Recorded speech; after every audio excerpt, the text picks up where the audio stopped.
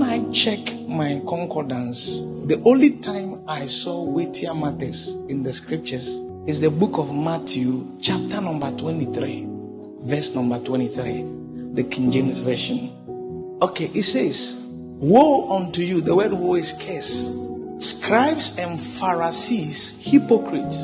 Then it says, "For ye pay tithe." There's a lot of controversies about tithe. But what I have to say is that if you have given your life to Jesus, what is 10% of your money? If you love God, tithe is not a subject for discussion. It's not something we should talk about. It's not something we should convince you. We are not tithing because we want to be rich. We are tithing because we want to obey God. God says we should tithe, period. There is always a portion of your money that does not belong to you. And it started from Adam's time. God gave Adam everything in Garden of Eden except one tree. So among the things God gives to you, you can't consume everything. And guess what happened to Adam when he ate what he was not supposed to eat?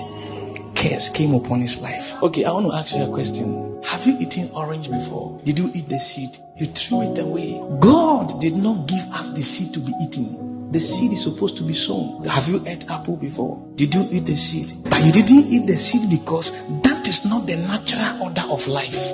I want to give you an assignment that you should go and eat an orange seed. When you take the seed, you see how bitter it is.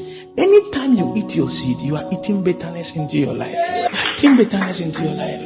One day I said, why should we always convince you to do what God wants you to do? It's like we have to attach what God wants you to do to a blessing. Like for instance, if the first 5 people to give me 1,000 cedis, you get a visa to travel right now. Come here right now. Why can't people simply obey God? Me, I don't pay tithe because I want to be rich. It's not because I want to be rich. I'm already rich. I don't give tithe, I don't give seed because I want to be rich.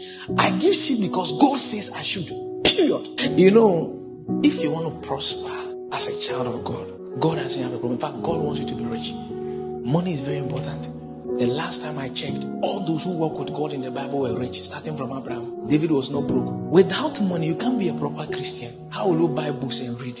How will you travel for a bishop to even lay his hands on you? Money is the reason for bad marriages.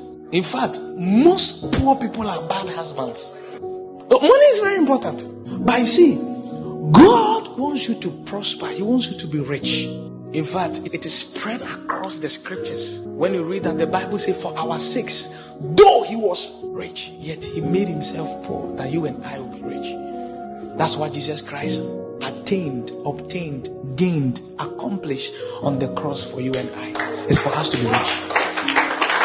But you see, God wants us to be rich by his will. For instance, I want you to be rich for my reasons. Why do you want to be rich? Is it because you want to be comfortable? That is not the primary objective of God's vision for you to be rich. So God wants you to be rich, but he wants you to be rich in a certain way and for a certain reason. It's not to buy car and sit in and drive. For instance, let's assume that